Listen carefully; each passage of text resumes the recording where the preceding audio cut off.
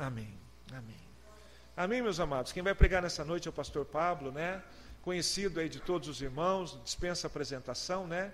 E eu tenho certeza que ele tem uma palavra do Senhor para nós nessa noite. Amém? Graça e paz. Amém. Queridos, eu quero falar com os irmãos hoje sobre tristeza. Alguém aqui já ficou triste ou é só o Pablo que fica triste nessa vida? Pode levantar a mão. Todos nós ficamos tristes algum dia, né, irmãos? Nós estamos aí no mundo que faz com que a gente fique triste quase todos os dias. Nós temos vários motivos para nos deixar tristes. A pessoa que perdeu o emprego, imagina um pai de família, os filhos para sustentar, perde o emprego, ele fica triste, não fica? Você tem um ente querido lá no hospital, internado, quase morrendo, você não sai de lá feliz, sai feliz? Ficamos tristes por muitos e muitos motivos. Problemas financeiros nos trazem tristeza, problemas familiares, como o pastor Zacarias falou, quem tem família tem problema, e muitas vezes nos traz uma tristeza muito grande. Um familiar que nós amamos, de repente pisa no nosso calo, nos ofende, e aí nós ficamos tristes. E eu quero falar com vocês sobre isso. E tem tantas e tantas coisas que nos entristecem, né? A esposa, quando o marido não lembra do dia do casamento, ela fica triste. O marido, quando a esposa não dá um bom dia para ele, ou quando ele volta do serviço, a esposa não pergunta como foi o dia dele, só pergunta se ele recebeu. Isso muitas vezes deixa o marido triste, sabia? E tantas outras. O filho que desobedece o pai e a mãe, deixa a mãe triste. A mãe e o pai que deixam o filho irado sem motivo, deixa o filho triste. Então, há muitas coisas, não há, que deixam a pessoa triste. Tem tantas e tantas coisas. E muitas vezes, quando você está passando por um momento de tristeza, é como se você estivesse passando por um deserto. Ou, como Davi disse, pelo vale da sombra da morte. E o que fazer então nessa hora? O que fazer, meu querido? O que fazer na hora que a tristeza aperta? Eu não estou falando aqui a tristeza que você sente quando seu time perde um campeonato, quando você queria comprar uma blusa e chega lá no shopping, não é mais o valor. Não é desse tipo de tristeza. Não é essa tristeza que é momentânea, mas aquela tristeza que dói na alma. Alguém já teve uma tristeza assim? Que dói na alma? Que o seu coração sangra? O texto que nós vamos ler hoje fala de uma pessoa que se sentiu triste, muito triste. A alma dela ficou angustiada até a morte. E em certo momento, ele começou a orar ali, e ele começou a suar sangue, de tristeza. Já pensou nisso, queridos? Vamos ler Mateus 26, a partir do versículo 36, amém? Mateus 26, a partir do versículo 36, amém? O título da minha Bíblia é Jesus no Getsemane, amém? Posso iniciar a leitura? Em seguida, foi Jesus com eles a um lugar chamado Getsemane e disse aos seus discípulos: assentai-vos aqui, enquanto vou ali orar. E levou consigo Pedro e os 2 filhos de Zebedeu. Começou a entristecer e a angustiar-se. Então disse: a minha alma está profundamente triste até a morte. Ficai aqui e vigiai comigo. Adiantando-se um pouco, prostou-se sobre o rosto, orando e dizendo: meu Pai, se possível, passa de mim este cálice. Todavia, não seja como eu quero, mas sim como tu queres. Amém? Até aqui. E aqui Jesus, nós estamos falando de Jesus naquele momento antes da crucificação, antes dele ser entregue, antes de Judas chegar e dar o beijinho da traição nele. Ele estava angustiado, ele estava profundamente triste, porque ele diz que a alma dele estava angustiada até a morte. E aí Jesus começou a orar. E Jesus foi para aquele cantinho dele ali orar. E aí, meus queridos, Jesus, ele escolheu um caminho. E é isso que eu quero falar com vocês hoje, que há 2 caminhos quando nós estamos nesse momento de tristeza. Há 2 caminhos para se seguir na nossa vida. Jesus, ele tinha 2 caminhos para seguir. O primeiro caminho era abandonar tudo. Era Jesus abandonar a missão dele.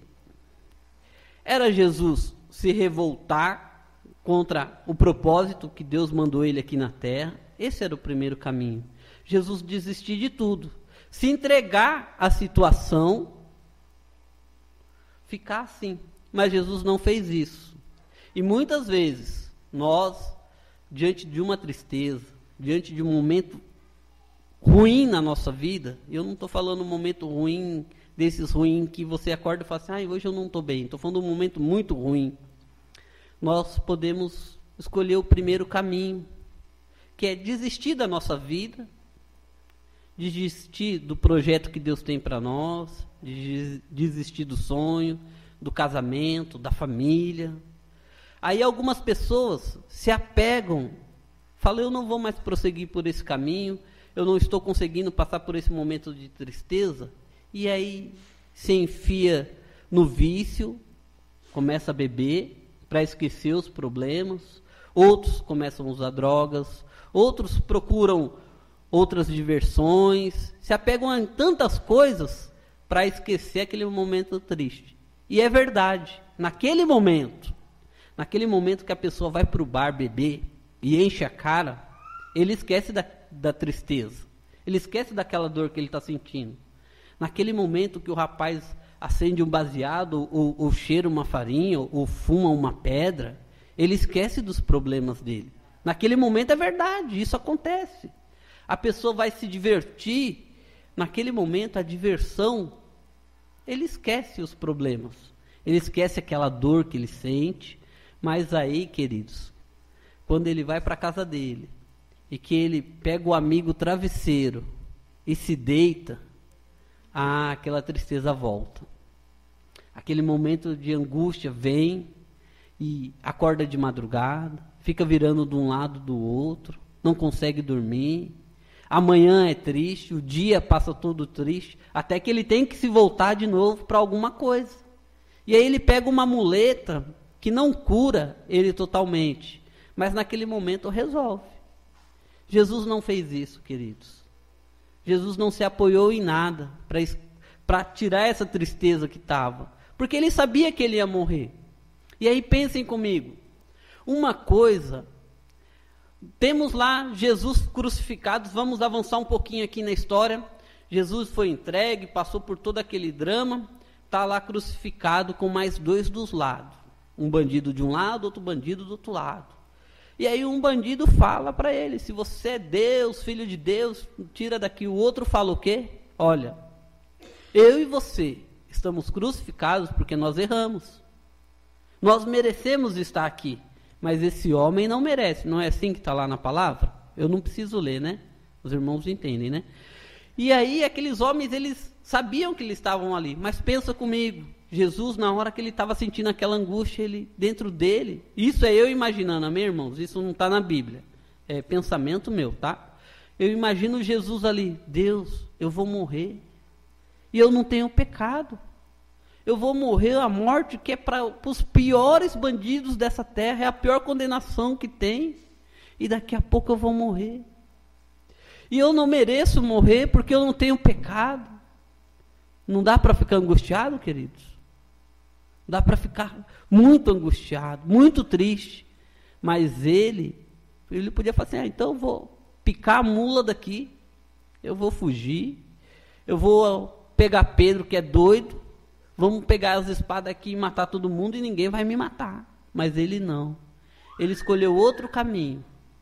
Ele escolheu o caminho de cumprir o propósito dele. Ele escolheu o caminho de ser entregue, e de morrer e de ressuscitar, amém? Por isso nós estamos aqui hoje, falando do amor dele. E Hoje, queridos, eu quero propor para vocês isso. Vocês escolherem o segundo caminho, o caminho que Jesus escolheu, que é a oração, que é se derramar diante de Deus, levar a sua angústia para Deus. Vamos abrir em Lucas, no Evangelho de Lucas, capítulo 22, versículo 43, amém?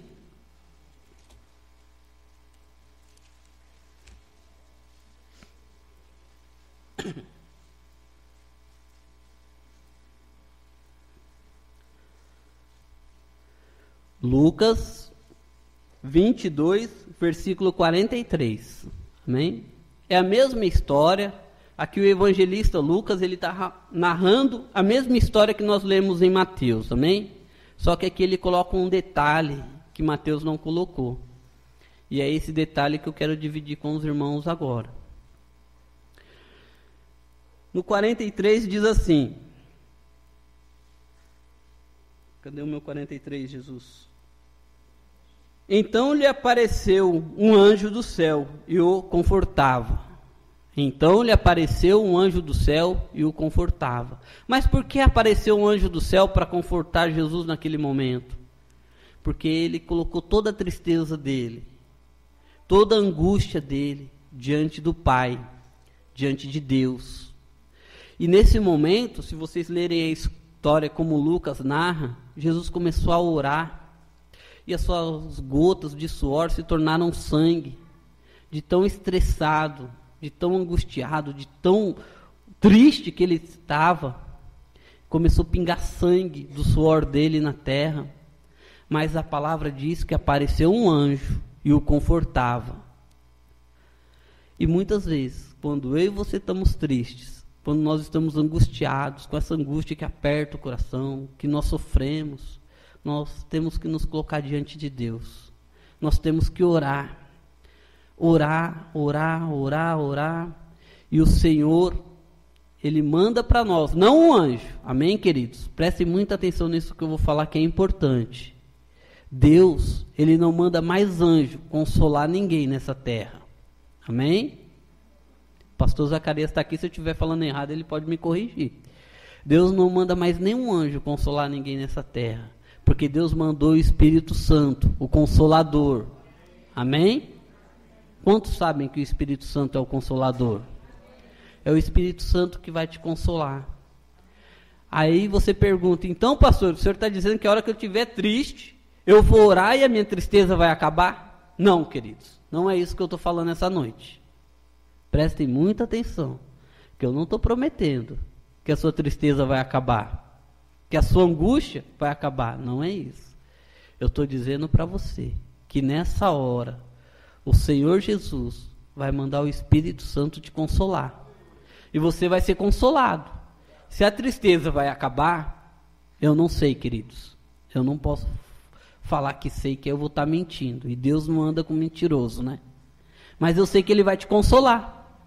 Eu sei que o Espírito Santo vai usar uma música para te consolar. Eu sei que o Espírito Santo vai usar uma pessoa para falar uma palavra para você de consolo. Eu sei que o Espírito Santo vai usar como usou para consolar minha esposa quando perdeu o pai, um monte de cachorrinho. Porque o Senhor, Ele usa quem Ele quer, do jeito que Ele quer, da forma que Ele quer. E o Senhor vai te consolar. O Senhor vai te consolar como já me consolou muitas vezes.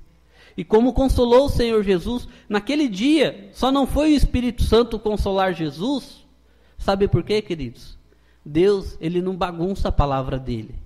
Ele não faz nada fora da palavra dEle. Porque a palavra dEle diz que quando Jesus subisse, o Consolador descia. Então não tinha como o Espírito Santo ir ali consolar Jesus, amém? Por isso que hoje, queridos, Deus pode usar um anjo, amém? Eu não vou colocar limites em Deus. Mas eu, Pablo, não acredito que Deus vai mandar um anjo consolar alguém, se o próprio Espírito Santo está dentro de mim para me consolar, amém? Ele vai usar sim, uma pessoa, um louvor, uma música, uma palavra, um animalzinho, como eu falei, uma situação, Ele vai usar para te consolar.